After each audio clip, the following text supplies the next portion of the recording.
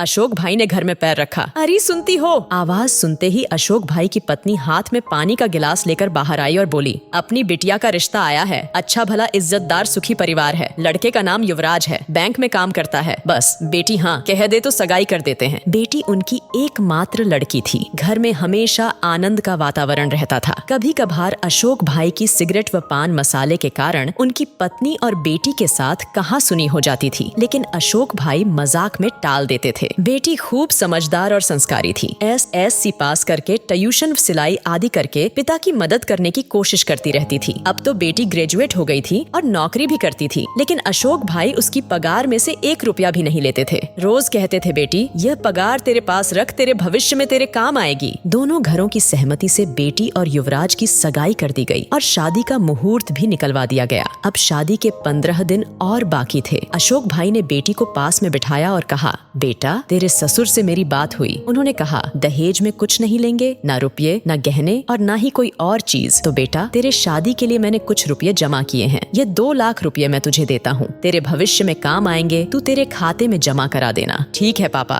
बेटी छोटा सा जवाब देकर अपने रूम में चली गई। समय को जाते कहाँ देर लगती है। 2 महीने पहले शुभ दिन बारात आंगन में आई। पंडित जी ने चंवरी में विवाह विधि शुरू की। फेरे का समय आया। कोयल जैसे कुहुकी हो ऐसे बेटी 2 शब्दों में बोली, रुको पंडित जी, मुझे आप सबकी उपस्थिति में अपने पापा से बात करनी है। पापा आपने मुझे लाड प्यार से बड़ा किया, पढ़ाया लिखाया, खूब प्रेम दिया। इसका कर्ज तो चुका सकती नहीं, लेकिन युवराज और मेरे ससुर जी की सहमति से आपका दिया 2 लाख रुपए का चेक मैं वापस देती हूँ। इन रुपयों से मेरी शादी के लिए लिए हुए उधार वापस दे देना और दूसरा चेक 3 लाख जो मैंने अपनी पगार में से बचत की है। जब आप रिटायर होंगे तब आपके काम आएंगे। मैं नहीं चाहती कि आपको बुढ़ापे में किसी के आगे हाथ फैलाना पड़े। अगर मैं आपका लड़का होता तब भी इतना तो करता ना। वहाँ पर सभी की नजर बेटी पर थी। पापा अब मैं आपसे जो दहेज में मांगू वह दोगे? अशोक भाई भारी आवाज में, हाँ बेटा इतना ही बोल सके। तो पापा मुझे वचन दो, आज के बाद सिगरेट को हाथ नहीं लगाओगे, तंबाकू पान मसाले का व्यसन आज से छोड़ दोगे। सबकी मौजूदगी में दहेज में बस इतना ही मांगती हूँ। लड़की का बाप मना कैसे करता? शादी में लड़की की विदाई समय कन्या पक्ष को रोते देखा होगा, लेकिन आज तो बारातियों की आंखों में भी आंसुओं की धारा बह रही थी। मैं दूर से उस बेटी को लक्ष्मी रूप में देख रही थी। रुपयों का लिफाफा मैं अपनी पर्स से नहीं निकाल पा रही थी। साक्षात लक्ष्मी को मैं कैसे लक्ष्मी दूं? लेकिन भ्रूण हत्या करने वाले लोगों को इस जैसी लक्ष्मी मिलेगी क्या?